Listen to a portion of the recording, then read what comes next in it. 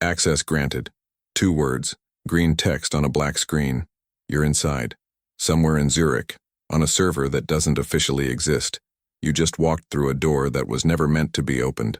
You have 90 seconds before their intrusion detection cycles. After that, you don't go to prison. You disappear. 88. Your fingers move across the keyboard. Not fast, controlled. Sloppy is what gets you caught. 81. The files are here, buried under layers that tell you one thing immediately. Whoever built this architecture was terrified of what's inside. 74. You find it. A hidden directory, a date from 4 years ago, files that have absolutely nothing to do with the job you were hired to do. You photograph the screen. 61. Your phone buzzes. Get out. Now. The person who recruited you is scared. That should tell you everything. You close the connection. No trace, no footprint. Your heart is hammering, but your hands are completely still, which surprises you, even now. 3 days ago, you were a broke programmer with an eviction notice under your keyboard. Now you're holding evidence that could get you killed. 72 hours earlier, 2:47 in the morning, 19 hours awake. Cold coffee, $94,000 in student debt, an eviction notice you can't look at directly, and an email with no subject line, no sender name, just a string of numbers. You almost delete it. Inside, one line. We've been watching your work. We have a job. $40,000 for 72 hours. Interested? A callback number. A VPN address. A file that scans completely clean. No malware, no tracking pixels, which somehow makes it worse. Your hands don't shake. You think about the eviction notice. You think about $40,000. You pick up your phone.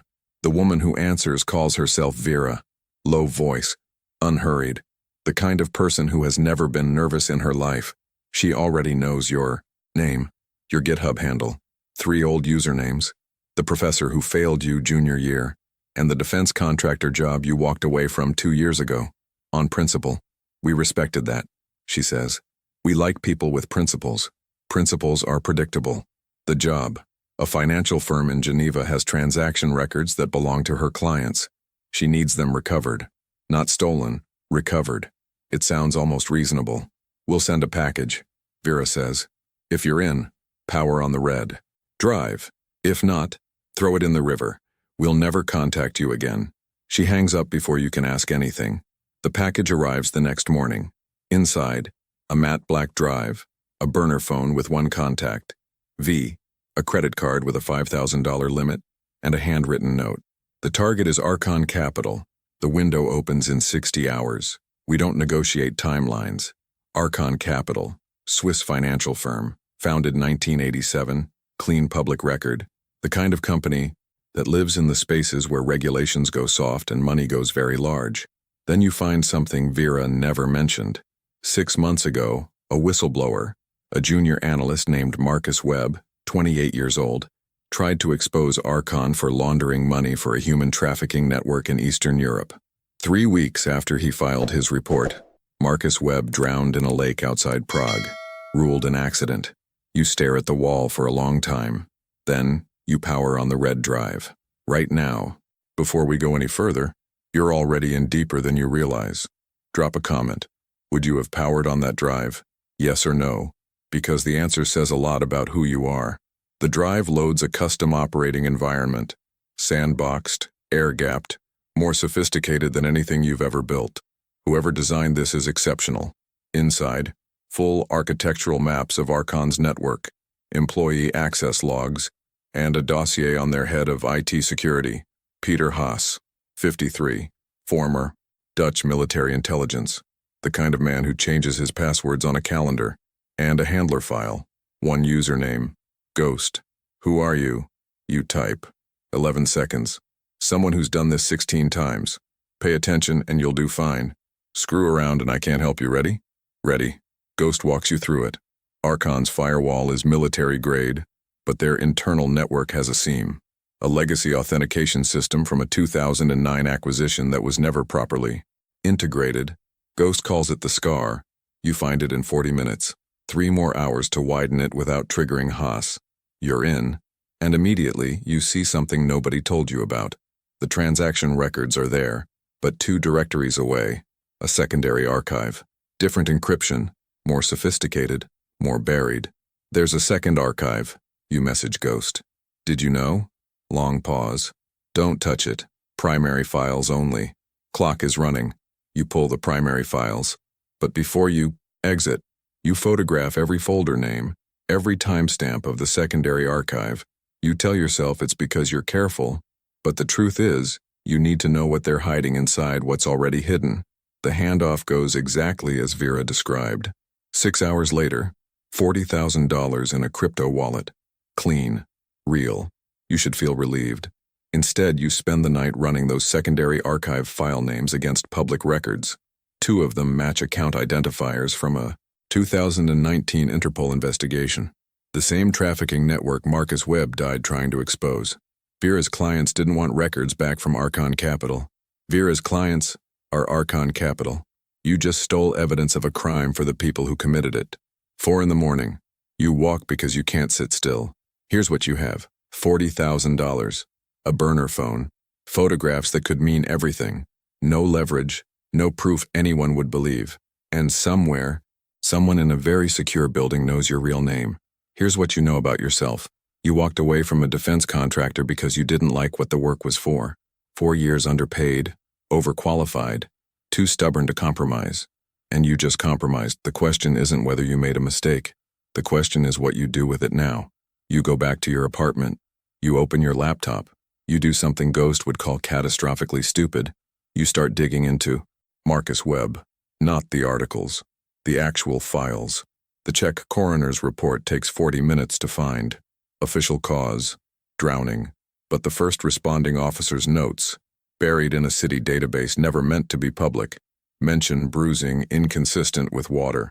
Webb's phone was never recovered. Someone accessed his apartment in the 12 hours before his body was found. Those notes were scrubbed from the official file 2 weeks later. You save everything. Your burner buzzes. Vera, you did good work. There's another contract. $75,000. You think about Marcus Webb in that lake. Tell me more, you say. I need to stop here for a second. Because this is the moment everything changed. Not the money, not the danger. The moment you realized you weren't just a hired hacker. You were the only person inside this thing who actually gave a damn. If this story is hitting different for you, subscribe. There are other lives like this one waiting. Worlds most people never get to see. The second job has a name you recognize. Daniel Reeves, CFO of a Philadelphia pharmaceutical company. 61. Connected to 3 senators. Has a daughter named Claire studying pre-med at Georgetown. The job. Find a series of wire transfers from 7 years ago in his personal accounts. Blackmail. You type to Ghost. Leverage. There's a difference. Is there? Leverage keeps people alive. Blackmail gets them killed. Our clients want Reeves functional. You start on Reeves. At 11 at night. By 2 in the morning, you're 4 layers deep, and the transfers are barely hidden. $2.3 million to a Cayman shell company. Quarterly installments. 18 months. 7 years ago. The shell company's nominee director traces to a law firm in Luxembourg. That law firm appears in 3 documents you've already seen this week. All of them connected to Archon Capital. This isn't 2 clients using the same organization. This is one network. Vertical. Archon at the top. Shell companies in the middle. Daniel Reeves paying an old debt at the bottom. And you below all of it. You think about what happens to people at the bottom when they become inconvenient. You think about Marcus Webb. You make a copy of everything. Not just what Vera asked for. Everything. The Reeves transfers, the Archon directory, the shell company chain, the Luxembourg law firm, the Webb coroner discrepancy, your own encryption, 3 servers in 3 countries under dead accounts, the credentials written on paper, locked in a safety deposit box 4 blocks away. It takes until sunrise. Ghost messages at 7 in the morning. Status? You send exactly what they asked for. Nothing more. Good work. You're getting faster. You type, I want to meet Vera. Longest pause yet. That's not how this works. Make it how it works. Why? You settle on the truth. Because I want to know if I'm working for the people who killed Marcus Webb. Silence. Then, where are you? They come to you. No threats. No black SUV. 2 people at your buzzer, waiting quietly. One of them is Ghost. You expected a man. Ghost is a woman, maybe 35, Dark hair, wearing clothes specifically designed to be forgotten, eyes that have spent years calculating other people. The other is Thomas, 60, silver-haired, slight accent you can't place. Shakes your hand like each handshake has cost him something. You're smarter than the last three, Thomas says, sitting in your only good chair, without being invited. Most don't ask about Webb until month 4. You got there in week 2. Who killed him? Archon, Ghost says. A man named Dominic Haar, head of risk management. Webb was about to hand documentation to a journalist in Berlin. They moved first. And you're not Archon's people. We've been building a case against Archon for 6 years, Thomas says. We needed someone inside their technical infrastructure who didn't know they were inside their technical infrastructure. The room goes quiet. You used me. We put you exactly where you needed to be, Thomas says. Yes. The first job? Copies, Ghost says. What you delivered to Vera was a mirror. Vera thinks she has the originals. She doesn't. We do. And the money. Real. You earned it. We needed you to trust the operation. Thomas leans forward. We need one more thing. After this, you're done. $115,000, yours. Your name disappears from every record. And if I say, no, we find someone else.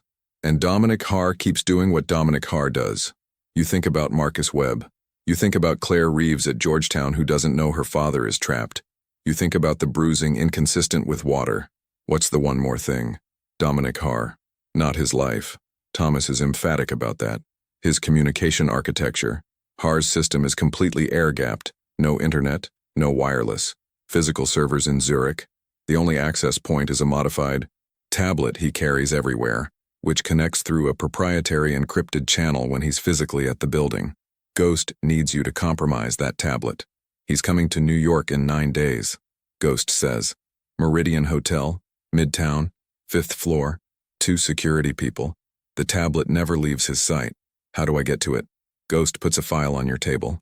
Inside, Rachel Carver, journalist, Atlantic Magazine, confirmed interview with Haar, 45 minutes, hotel meeting. Archon has been trying to clean up their image in the European press. She's one of yours? Real journalist, knows nothing about us? She just knows she has an interview. Haar will set the tablet on the table during the meeting, Ghost says. You'll be in the room next door. We need 30 seconds of proximity. 12 feet. 12 feet. 1 wall. 30 seconds. 6 days building the device. A passive signal interceptor tuned to the exact frequency band of Haar's proprietary channel. It shouldn't work. Everything in your training says it shouldn't work. It works. On day 5 at 2 in the morning, Ghost sits across from you and says, you ever think about who you would have been if you'd had money growing up? Different problems, you say. She almost smiles. Yeah, different problems. Why 6 years of this? Ghost looks at her hands. I had a sister. She disappeared in 2017. Eastern Europe. She was 19. Quiet. Did they find her? Yes, Ghost says. And from the way she says it, you understand exactly what found means. You go back to work. Harder than you've ever worked. Day 9. Room 512. Meridian Hotel. Haar is in 514, 40 feet away, sitting across from Rachel Carver, talking about Archon's philanthropic initiatives. She has no idea what's happening 12 feet through the wall. Your monitor shows the radio environment. Signals blooming and fading. 3:14 in the afternoon. A new signal. Stable. Strong. Haar set down the tablet. Your hands move. Completely still. 12 seconds in, the signal shifts. He picked it up. Come on. 20 seconds. 25. Signal drops. He set it down again. You inject. Mirror command fires. Timestamp window opens. You're in. 31 seconds, 47 directories, 6 years of communication logs. The kind of documentation that doesn't end careers. It ends freedom. You close the connection. 0 footprint. Done. 8 seconds before Ghost responds. Longer than usual. Get out of the hotel. Now. In the elevator, you understand the 8-second pause. Archon's communications team flagged Rachel Carver's credentials. Found one article from 2019, a source who later testified in the Interpol investigation. A thin thread. Haar pulls thin threads. You exit through the service corridor. Because Ghost told you 10 days ago, always know your service corridor. And you didn't understand why then. You walk 4 blocks north. Ghost's car pulls up. You get in. 11 minutes of silence across a bridge into Brooklyn. We have everything, Ghost says. Are you sure? I've been doing this a long time. 23 days. Not 30. 23. Dominic Haar is arrested at Zurich airport on a Tuesday morning. The footage leaks within hours. A trim man in a gray coat, briefcase in hand, looking genuinely confused as 4 federal officers approach, like he truly cannot believe the world caught up with him. 6 more arrests in 4 days. 3 countries. Archon's assets frozen within a week. The Luxembourg firm raided. The shell company chain unraveling faster than the financial press can track. You watch it from a new apartment. Different city. Different name on the lease. $115,000. Clean. Real. Yours. Thomas sends one message from an address that bounces. The network isn't gone, just interrupted, but every interruption saves lives. Thank you. 2 weeks later, Ghost sends a photograph. No message. No caption. A lake outside Prague. A small marker at the water's edge. Someone left flowers. For Marcus Webb. You close your laptop. Sunlight through the window. You think about being 12 years old, rewiring your neighbor's router just to see if you could. Every skill is a tool. Every tool is a choice. And the choice is always yours, even when it doesn't feel like it. Especially then. Here's what I want to know. When you found out Thomas and Ghost had been using you from the beginning, orchestrating every single move, would you have walked away or stayed? And if you stayed, does that make you someone who did the right thing? Or just someone who got lucky with who was doing the using? Tell me in the comments. I read every single one. And if you want to keep going, there are other files, other lives. The next one is already waiting.